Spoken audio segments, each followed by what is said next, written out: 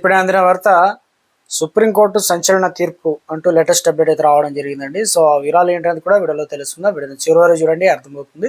ఒకసారి ఛానల్ వస్తే తప్పకుండా సబ్స్క్రైబ్ చేసుకొని చూస్తున్నారు కానీ లైక్ చేయడం మర్చిపోతున్నారు. వెంటనే లైక్ చేయండి, వీడియోకి అయితే వెళ్ళిపోదాం. అంటే భారతదేశంలో అత్యున్నత న్యాయస్థానం అనగా సుప్రీంకోర్టు అనమాట.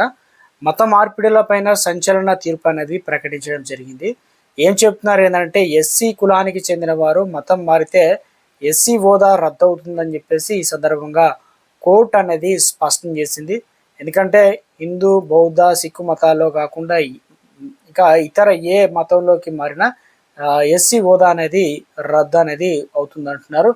ఇక స్పష్టం చేశారు. గతంలో ఏపీ హైకోర్టు ఇచ్చిన తీర్పును సమర్థించిన సుప్రీంకోర్టు ఈ వ్యాఖ్యలు చేసింది.